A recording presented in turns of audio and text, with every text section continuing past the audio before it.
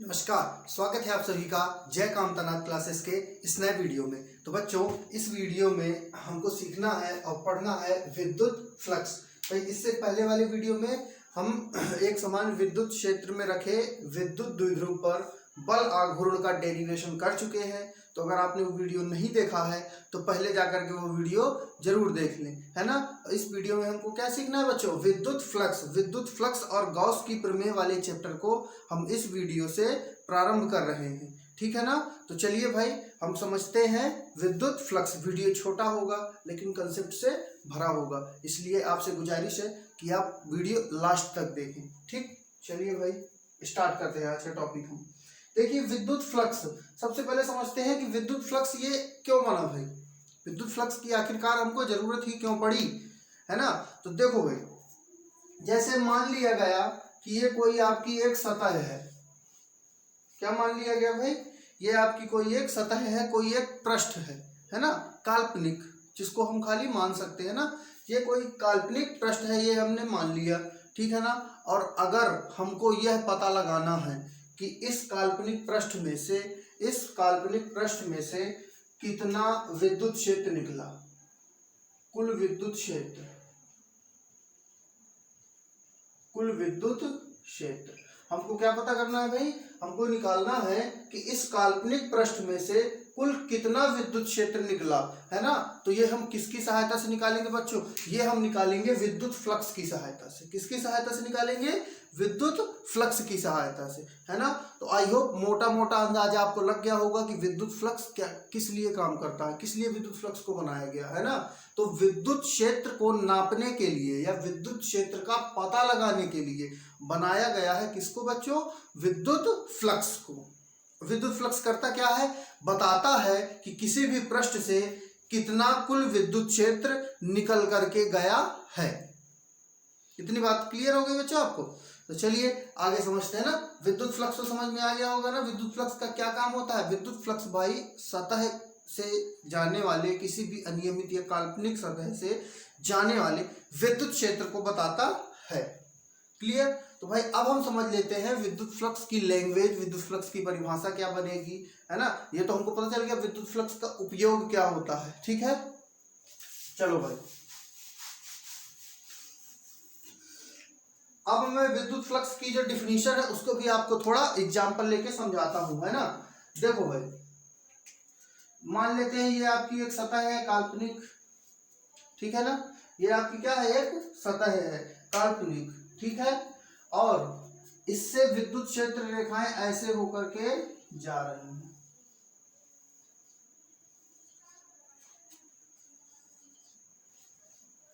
ठीक है। ये एक सतह हुआ काल्पनिक और इससे ये क्या जा रही है बच्चों? विद्युत फ्लक्स रेखा, विद्युत बल रेखाएं, सॉरी, विद्युत बल रेखाएं। और ये विद्युत क्षेत्र ई की दिशा को प्रदर्शित कर रही है। इधर विद्युत क्षेत्र है ई आपका, है ना। ये हमने काल्पनिक पृष्ठ मान लिया और इससे कौन गुजर के जा रही है बच्चों? विद्युत बल रेखाएं गुजर करके जा रही हैं। तो अब विद्युत फ्लक्स की परिभाषा समझोगे, है ना। विद्युत क्षेत्र में ये कोई भी काल्पनिक पृष्ठ है ना, काल्पनिक पृष्ठ हो गया, इससे जितनी बल रेखाएं होकर के जाएंगी, जितनी भी बल रेखाएं होकर के जाएंगी, 2 जाए, 3 जाए, 5 जाए, 10 जाए, 50 जाए, 100 जाए, 200 जाए, कोई फर्क नहीं पड़ता, है ना। बस ये है कि जितनी भी बल रेखाएं इस पृष्ठ के अंदर से होकर के जाएंगी वही होगा आपका विद्युत फ्लक्स। बात समझ में आई बच्चों? भाई कोई भी काल्पनिक पृष्ठ रखा हुआ है, उससे जितनी बल रेखाएं होकर के गुजरेंगी वही है आपका विद्युत फ्लक्स। Simple is it. आई बात समझ में, है ना। एक बार इसको रिवाइज कर लेते हैं। और ये भाई हमने एक क्या मान लिया? अपना एक काल्पनिक पृष्ठ मान लिया है, ठीक है ना। इस काल्पनिक पृष्ठ में से जितनी भी बल रेखाएं होकर के गुजरेंगी, चाहे वो 2 गुजरे, चाहे 4, चाहे 5, चाहे 10, चाहे 15, चाहे 20, है ना, चाहे जितनी भी गुजरे वही कहलाती है आपकी विद्युत फ्लक्स। क्या कहलाती है? विद्युत फ्लक्स कहलाती है, ठीक है। हाँ तो भाइयों, मैं विद्युत फ्लक्स की थोड़ा सा लैंग्वेज को लिख दे रहा हूं, है ना।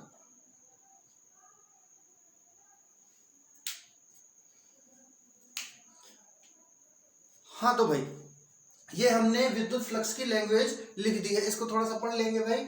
विद्युत क्षेत्र में रखे हुए किसी काल्पनिक पृष्ठ से, ये आपका विद्युत क्षेत्र है, उसमें एक काल्पनिक पृष्ठ रखा हुआ है, काल्पनिक पृष्ठ से होकर गुजरने वाली कुल विद्युत बल रेखाओं की संख्या ही विद्युत फ्लक्स कहलाती है। अब इस काल्पनिक पृष्ठ में से कितनी बल रेखा जा रही है, 1 2 3 4, ये और ये तो बाहर से जा रही है, कितनी जा रही है, 4। यहाँ विद्युत फ्लक्स कितना होगा, 4 होगा। बात समझ में आई ना, विद्युत फ्लक्स में तो कोई दिक्कत नहीं होगी। कोई भी काल्पनिक पृष्ठ है, उस पृष्ठ से जितनी भी विद्युत बल रेखाएं होकर के गुजरेंगी वो क्या कहलाएगा बच्चों, आपका विद्युत फ्लक्स कहलाएगा। क्लियर। अब भाई विद्युत फ्लक्स को प्रदर्शित करते हैं हम फाई से। कैसे से प्रदर्शित करते हैं भाई, ये रहा फाई, फाई और ई, ई का मतलब हो गया बच्चों इलेक्ट्रिक फील्ड, फाई ई से प्रदर्शित करते हैं, ठीक है ना। और इसका फॉर्मूला होता है बच्चों ई डॉट ए, और वो भी वेक्टर में, vector E dot vector A होता है इसका सूत्र, ठीक। अब इसमें वेक्टर ई क्या है ये तो जानते हो, विद्युत क्षेत्र की तीव्रता। वेक्टर ए ये नहीं जानते हो, है ना। तो वेक्टर ए है बच्चों यहाँ पर आपका क्षेत्रफल सदिश। वेक्टर ए क्या है, क्षेत्रफल सदिश है। वेक्टर ए क्या है बच्चों, क्षेत्रफल सदिश। और इस क्षेत्रफल सदिश के बारे में आपको एक बहुत ही महत्वपूर्ण बात बता दूं मैं, जो आपको हमेशा काम आएगी, अभी आने वाले डेरिवेशंस में भी काम आएगी, ठीक है ना। कि क्षेत्रफल सदिश की दिशा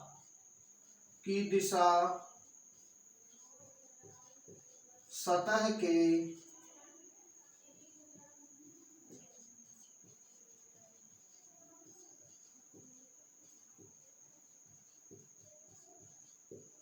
ये भाई एक तगड़ी चीज, क्षेत्रफल सदिश की दिशा सतह के सदैव लंबवत रहती है ना। क्षेत्रफल सदिश की जो दिशा होगी बच्चों वो हमेशा सतह के कैसे होगी, लंबवत होगी, हमेशा सतह से वो 90 डिग्री का कोण बनाएगी। अब चाहे सतह आपकी खड़ी हो, पड़ी हो, लेटी हो, बैठी हो, इससे उसको कोई फर्क नहीं पड़ता है ना। चाहे टेढ़ी मेढ़ी कैसी भी सतह हो, वो हमेशा जो क्षेत्रफल सदिश है वो सतह से कितने डिग्री का एंगल बनाएगा, कोण बनाएगा बच्चों, 90 डिग्री का। आगे समझो, अब इसको देखो, ई डॉट ए हो गया ना। अच्छा 11वीं में आपने पढ़ा होगा कि कोई चीज अगर vector A dot vector B के फॉर्म में दे रखी है, 11वीं में आपने पढ़ा होगा वेक्टर में सदिश में कि कोई भी चीज अगर आपको vector A dot vector B के फॉर्म में दे रखी है तो आप उसको क्या लिख सकते हो, A B cos theta.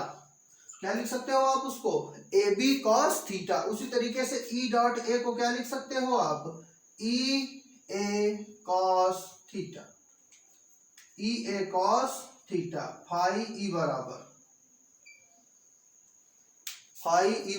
E A cos theta. और ये आपका फॉर्मूला बन गया बच्चों विद्युत फ्लक्स का, विद्युत फ्लक्स का। यहां पर थीटा क्या है, यहां थोड़ा सा समझ लो, थीटा क्या है भाई, थीटा है आपका क्षेत्रफल सदिश व विद्युत क्षेत्र के बीच कोण, ठीक। ये जो क्षेत्रफल सदिश ई और ए दिख रहा है ना, इन दोनों के बीच जो भी कोण बनेगा वही क्या है, थीटा। अभी इसकी विशेष स्थितियों में आपको सारी चीजें क्लियर होने वाली है, तो परेशान होने वाली बात बिल्कुल भी नहीं है, ठीक है ना। ये इतनी बात समझ में आई भाई। फाई ई बराबर सूत्र क्या होता है, ई डॉट ए। अब आप 11वीं में पढ़ चुके हो कि कोई भी चीज अगर आपको vector A dot vector B के फॉर्म में दे रखी है तो आप उसको ए बी कॉस थीटा लिख सकते हो। उसी तरीके से ई डॉट ए को मैंने ई ए कॉस थीटा लिख दिया है फाई ई से, फाई ई बराबर। क्लियर हो गई इतनी बात, है ना। तो चलिए भाई एक दो चीजें रह गई है ना, इसका विद्युत फ्लक्स का हम मात्रक निकाल लेते हैं। मात्रक देखना भाई, ई क्या है, विद्युत क्षेत्र की तीव्रता, ई क्या है, विद्युत क्षेत्र की तीव्रता। और इसका मात्रक होता है बच्चों न्यूटन बटे में कूलाम, न्यूटन बटे में कूलाम, है ना। यहां से ए है क्षेत्रफल, ए क्या है, क्षेत्रफल। और क्षेत्रफल का मात्रक, क्षेत्रफल को कैसे प्रदर्शित करते हो, मीटर स्क्वायर से। कॉस थीटा, थीटा कोण, इसकी कोई भी मात्रक इसका नहीं होता है ना, कॉस थीटा का कोई भी मात्रक नहीं होता है, ठीक है ना। तो भाई यहां से आपने ई का मात्रक रख दिया न्यूटन बटे कूलाम, ए का मात्रक रख दिया मीटर स्क्वायर। तो इसका मिला जुला मात्रक क्या बन गया, इसका मिला जुला मात्रक बन गया बच्चों आपका न्यूटन। न्यूटन के गुणे में क्या है, मीटर स्क्वायर, फिर बटे में क्या है,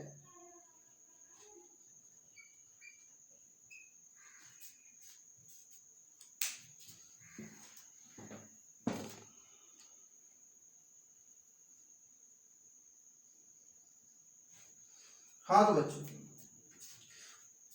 ई का सूत्र क्या होता है, ई का मात्रक, ई विद्युत क्षेत्र की तीव्रता, इसका मात्रक न्यूटन प्रति कूलम, ए है क्षेत्रफल आपका, क्षेत्रफल का मात्रक मीटर स्क्वायर है ना, तो क्या बन गया आपका मात्रक न्यूटन मीटर स्क्वायर प्रति कूलम, न्यूटन मीटर स्क्वायर प्रति कूलम। ये आपका बन गया बच्चों विद्युत फ्लक्स का मात्रक, क्या बन गया, विद्युत फ्लक्स का मात्रक। अब हम थोड़ी सी इसकी विमा भी निकाल लेते हैं, ठीक है ना। देखो भाई विमा बहुत आसान होगी, न्यूटन ऊपर लगा रहा है, न्यूटन मतलब बल, बल की विमा क्या होती है, हेडिंग लगा दो भाई आप यहाँ नीचे से, विमा। बल की विमा क्या होती है बच्चों, बल की विमा होती है आपकी mLT-2। कूलाम आवेश है, आवेश की क्या होती है AT, और मीटर स्क्वायर लंबाई L से प्रदर्शित करते हैं, मीटर स्क्वायर है तो इसका क्या लग जाएगा, स्क्वायर लग जाएगा। आगे हल कर दो भाई, देखो L की पावर में 1, L की पावर में 2 क्या हो जाएगा, L की पावर में 3, T की पावर में -2 है, T ऊपर जाएगा तो T की पावर में -1, और A की पावर, ये वाला A ऊपर जाएगा तो A की पावर में क्या आ जाएगा, -1। एक राउंड इसको और सॉल्व कर दो तो ml क्यूब है, ml 3 है, T की पावर -2 -1 क्या हो जाएगा, T की पावर में -3, और A की पावर में क्या है बच्चों, -1। ठीक, ये हो गई आपकी विद्युत फ्लक्स की विमा, क्या हो गई, विद्युत फ्लक्स की विमा हो गई, है ना। तो यहां तक का एक बार हम जल्दी जल्दी से रिवीजन कर लेते हैं, फिर आप स्क्रीनशॉट ले सकते हैं ना। देखो भाई सबसे पहले हमने समझा विद्युत फ्लक्स होता क्या है, विद्युत फ्लक्स का काम क्या है ना। तो अभी अब पता चला आपको कि कहीं भी कोई काल्पनिक पृष्ठ रखा होगा और उससे पता करना होगा कि आपको कि कितना विद्युत क्षेत्र गया है ना, कितना विद्युत क्षेत्र उससे निकल रहा है, उसके लिए उपयोग क्या किया जाएगा बच्चों, उसके लिए उपयोग किया जाएगा विद्युत फ्लक्स। तो विद्युत फ्लक्स किस लिए उपयोग किया जाता है, विद्युत क्षेत्र का पता लगाने के लिए, विद्युत क्षेत्र का पता लगाने के लिए कितना विद्युत क्षेत्र गया है इससे, है ना, उसके लिए उपयोग किया जाता है विद्युत फ्लक्स, ठीक है ना। अब विद्युत फ्लक्स की हमने परिभाषा लिखी हुई, विद्युत क्षेत्र में रखे हुए किसी काल्पनिक पृष्ठ से होकर गुजरने वाली कुल विद्युत बल रेखाओं की संख्या विद्युत फ्लक्स कहलाती है ना। भाई हमने सिंपल आपको बताया साधारण तरीके से कि कोई भी काल्पनिक पृष्ठ रखा होगा आपका, कहाँ, विद्युत क्षेत्र में रखा होगा, है ना, तो उस पृष्ठ के अंदर से जितनी भी विद्युत बल रेखाएं गुजरेंगी वही होगा फ्लक्स, उतना ही होगा विद्युत फ्लक्स। प्रदर्शित करते बच्चों इसको फाई से सूत्र होता है E डॉट E क्या है विद्युत क्षेत्र और A क्या है क्षेत्रफल सदिश। और क्षेत्रफल सदिश के बारे में एक चीज हमने और सीखी कि क्षेत्रफल सदिश की जो दिशा है वह हमेशा सतह के लंबवत होती है ना। इसका अभी आपको मुजाहरा मिल जाएगा इसके बाद ही, है ना, उदाहरण इसका। तो भाई देखो, और 11वीं में आपने पढ़ा रखा है कोई चीज vector A dot vector B के रूप में दे रखी है तो उसको लिखोगे आप AB cos थीटा, है ना। ठीक उसी प्रकार तो भाई फाई को आपने क्या लिख दिया, EA cos थीटा। यहाँ पर थीटा क्या है, थीटा भाई क्षेत्रफल सदिश और विद्युत क्षेत्र के बीच में कोण है, ठीक है। तो भाई देखो अब इसका आपने मात्रक निकाल लिए, यहाँ से E का मात्रक क्या होता है न्यूटन प्रति कूलम, और यहाँ से A का मात्रक मीटर स्क्वायर, तो मिला जुला मात्रक विद्युत फ्लक्स का क्या बन गया, न्यूटन मीटर स्क्वायर प्रति कूलम, और विमा निकाला ml3 T-3 A-1। क्लियर, यहाँ तक का आप स्क्रीनशॉट ले लो, फिर हम इसकी विशेष स्थितियों की सतह कैसी कैसी कंडीशन आ सकती है उसकी चर्चा कर लेंगे, ठीक।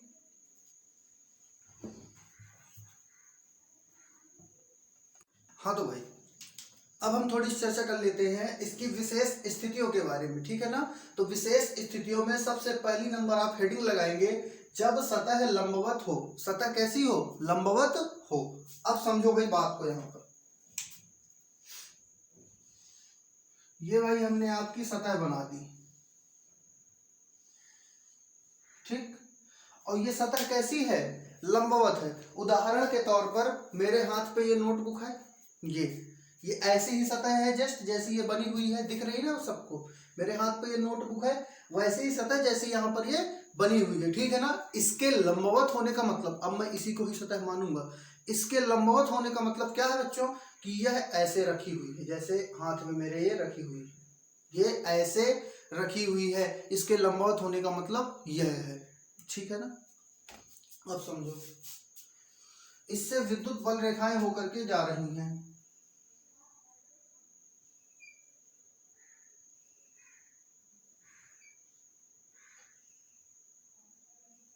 ऐसे इससे क्या हो रहा है, विद्युत बल रेखाएं होकर के जा रही हैं। क्लियर। तो भाई अब एक चीज बताओ, विद्युत क्षेत्र की दिशा क्या होगी, यही वाली विद्युत क्षेत्र की दिशा ये है ना। ठीक है ना। विद्युत क्षेत्र की दिशा वो रही। क्षेत्रफल सदिश की दिशा क्या होगी, क्षेत्रफल सदिश की दिशा क्या होगी, वे हमको बताना है। ठीक है ना। तो भाई देखो, अब फिर से हम इसको काम में लेते हैं। ये सतह ऐसे लंबवत खड़ी हुई है, ऐसे है लंबवत खड़ी हुई है। ठीक है ना। बल रेखाएं आ रही हैं जा रही हैं, आ रही हैं जा रही हैं, आ रही हैं जा रही हैं, ऐसे। ठीक है ना। ऐसे खड़ी हुई है। ठीक। और ये रही सतह। ठीक है ना। तो क्षेत्रफल सदिश की दिशा सदैव सतह के कैसे होती है, 90 डिग्री में होती है। ये क्षेत्रफल सदिश ऐसे आएगा, 90 डिग्री ऐसे ही तो बनेगा, ऐसा। ये सतह है आपकी ना, हमेशा क्षेत्रफल सदिश कैसा होगा, ऐसा होगा 90 डिग्री पे। अब सतह ऐसे खड़ी है तो ठीक है ना, ऐसे है तो ठीक, ऐसे है तो ठीक, ऐसे है तो ठीक, उसको कोई फर्क नहीं पड़ता है, कोई दिक्कत उसको नहीं होती है। ठीक है ना। उसको 90 डिग्री होना ही होना है ना। तो सतह यहाँ देखो कैसे ऐसे खड़ी हुई है, ये क्षेत्रफल सदिश 90 डिग्री पे आएगा। मतलब यहाँ से एक चीज हमको क्या क्लियर हो गई कि जो क्षेत्रफल सदिश एक ही दिशा है वो भी यही होगी, है ना। इधर वेक्टर एक ही दिशा भी हो जाएगी, है ना। और जब दो चीजें एक ही दिशा में जाती हैं तो उनके बीच कितना कोण बनता है, उनके बीच कितना कोण बनता है, अंडा कुछ नहीं बनता है, जीरो बनता है। भाई क्यों, क्योंकि एक रेखा ऐसे जा रही, दूसरी रेखा ऐसे जा रही, दोनों एक दूसरे को काटेंगी नहीं, है ना। और कोण क्या होता है, दो रेखाएं जहां पर काटती हैं वहां पर बना झुकाव। जैसे एक रेखा ये, एक रेखा ये काटी, यहाँ झुकाव बना, इसको कहते हैं हम कोण। जब एक ही रेखा में जाती है तो कोण नहीं बनता है। तो यहाँ थीटा क्या हो जाएगा, थीटा बराबर यहाँ क्या हो जाएगा, थीटा बराबर यहाँ हो जाएगा 0 डिग्री। तो रख दो भाई विद्युत फ्लक्स के सूत्र में, विद्युत फ्लक्स का सूत्र क्या है, फाई ई बराबर ई ए कॉस थीटा। तो फाई ई बराबर ई ए कॉस थीटा की जगह 0, और कॉस 0 का मान क्या होता है भाई, कॉस 0 का मान क्या होता है, साइन 90 का मान क्या होता है, 1। तो कॉस 0 का मान भी क्या हो जाएगा, 1। तो फाई ई जो मिल जाएगा वो क्या मिल जाएगा तुमको, ई ए मिल जाएगा। क्या मिल जाएगा, ई ए। पहली कंडीशन समाप्त हुई हमारी। इसमें किसी को कोई दिक्कत हो तो बताओ भाई जल्दी, इसमें किसी को कोई दिक्कत हो तो बताओ, नहीं है। चलिए आगे बढ़ते हैं। दूसरा क्या है, जब सतह समांतर हो। तो लो भाई सतह हमने अब की बार समांतर कर दी, सतह समांतर हो, है ना। अब ये इस पे देखने में समझ में नहीं आ रहा है। सतह ये रही आपकी, पिछली बार वो ऐसे थी लंबवत, है ना। अब की बार वो कैसे रहेगी, ऐसे। समांतर का मतलब है ऐसे रखी हुई है, ठीक है ना। और जब देखो बच्चों इस कंडीशन में रखी हुई है तो इससे कितनी बल रेखाएं होगी गुजरेगी, देखो सट सट सट, ये सब इसके ऊपर और नीचे से निकल जाएंगे, इसके बीच से निकलेंगी नहीं, क्योंकि इसके बीच से निकलने के लिए उनको कहाँ से आना पड़ेगा, यहाँ से आना पड़ेगा, ऐसे। और ये समांतर रखी हुई है, ठीक है ना। इससे कोई भी बल रेखा होकर के नहीं गुजरेगी, कोई भी बल रेखा होकर के नहीं गुजरेगी। तो भविष्यवाणी में किए दे रहा हूं, इसमें जो विद्युत फ्लक्स है वो कितना आएगा, 0 आएगा भाई। कितना आएगा, 0। क्लियर भाई, क्योंकि जो बल रेखा ही नहीं जाएगी भाई, जितनी बल रेखा जाती है वही होता है विद्युत फ्लक्स। तो इससे बल रेखा ही नहीं जाएगी अगर, तो विद्युत फ्लक्स कहाँ से उत्पन्न होगा, ठीक है ना। तो फिर भी हम इसका डेरिवेशन करते हैं। देखो भाई बल रेखाएं निकाल लो, ऐसे बल रेखाएं होकर के जाएंगी, ठीक है ना। विद्युत क्षेत्र की दिशा रही आपकी यही, और एक ही दिशा। अब क्षेत्रफल सदिश की दिशा समझो। सतह आपकी बार कैसे रखी हुई है, पड़ी हुई है, ऐसे रखी हुई है ना, ऐसे। और क्षेत्रफल सदिश सतह से सतह कितना कोण बनाता है, 90 डिग्री का बनाता है। तो लो भाई ऐसे, तो क्षेत्रफल सदिश की दिशा हो जाएगी ये वाली, क्षेत्रफल सदिश की दिशा क्या हो जाएगी, ये वाली। और दोनों के बीच में कोण कितना बनेगा, 90 डिग्री। तो यहाँ थीटा क्या आ गया, 90 डिग्री। रख दो सूत्र में, फाई ई बराबर ई ए कॉस थीटा। ई ए कॉस थीटा की जगह क्या रखोगे, 90 और cos 90 का मान क्या होता है 0, इसलिए पूरा क्या हो जाएगा ये 0। तो फाई ई क्या आ जाएगा यहाँ पर 0, फाई ई क्या आ जाएगा यहाँ पर 0। क्लियर, फाई क्या आ जाएगा 0 आ जाएगा। इस पे कोई प्रॉब्लम आपको भाई इन दोनों चीज दोनों कंडीशन में नहीं होनी चाहिए, है ना। अब हम आते हैं आखिरी कंडीशन में, जब सतह अनियमित हो। यहाँ तो देखो भाई सतह फिक्स थी, या तो वो लंबवत रहेगी, है ना, या तो वो समांतर रहेगी, तो थीटा हमको पता चल जाता है ना। अब सतह अनियमित है, सतह बहुत बड़ी होगी और अनियमित होगी, मतलब किसी भी कंडीशन पे वो रखी हो सकती, किसी भी एंगल पे वो रखी हो सकती है, ठीक है ना। तो ये सतह भाई हम बनाते हैं अपनी, जैसे ये हमारी क्या है एक सतह है, ठीक है ना। मानते हैं भाई देखने में अच्छी नहीं लग रही है, पर जरूरी नहीं कि दुनिया में हर एक चीज देखने में अच्छी लगे, है ना, कुछ खराब भी लग सकती। ये भाई आपकी सतह हो गई, ठीक है ना। इस सतह से निकालो भाई बल रेखाएं, सेम वही कंडीशन रहेगी, बल रेखाएं आपको निकालनी है। ये बल रेखाएं निकाल दी,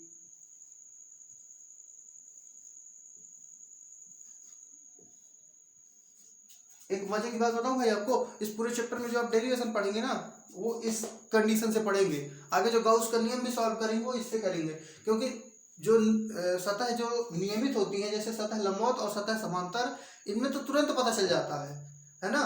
पता किसमें नहीं चलता, इसमें नहीं चलता, सबसे ज्यादा काम इस पे करना है, ठीक है ना। तो भाई समझो, देखो जब भी सतह अनियमित हो तो यहाँ तो आपको पता नहीं होगा सतह कैसी है, आपको इतना पता क्षेत्रफल सदिश जो है सतह से 90 डिग्री का कोण बनाता है, पर आपको यही नहीं पता कि सतह कैसे रखी हुई है, अनियमित है यहाँ पर सतह। इस कंडीशन में क्या करते हो, इस कंडीशन में आप एक छोटा क्षेत्रफल अवयव लेते हो dA। क्या लेते हो, एक छोटा क्षेत्रफल अवयव लेते हो dA। क्या लेते हो भाई, dA लेते हो, ठीक है ना। तो भाई देखो आपने क्षेत्रफल अवयव लिया है छोटा सा क्षेत्रफल लिया है dA, है ना। तो उस छोटे क्षेत्रफल से कितना विद्युत फ्लक्स निकलेगा वो भी छोटा ही होगा भाई। आपने अगर मान लो इतना छोटा पार्ट लिया तो उससे एक बल रेखा होकर गुजरेगी, तो विद्युत फ्लक्स भी वहां क्या होगा, छोटा ही होगा ना। तो कुल मिला के देखो, एक बताओ ध्यान रखना इस चैप्टर में, जहां डी लग जाए उसका मतलब है छोटा सा पार्ट, छोटे से भाग के लिए है ना। तो भाई देखो dA क्या हो गया, छोटे से भाग से जाने वाला क्षेत्रफल, है ना। तो dA से जाने वाला विद्युत फ्लक्स, dA से जाने वाला विद्युत फ्लक्स वो क्या होगा d फाई ई। भाई होता है विद्युत फ्लक्स फाई ई, है ना, लेकिन छोटे से पार्ट के लिए इसलिए हम क्या लगाएंगे d फाई ई बराबर क्या है वही E dot A vector E dot vector A. यहाँ तो थीटा की कोई जरूरत ही नहीं पड़ेगी ना, vector E dot vector A. Clear.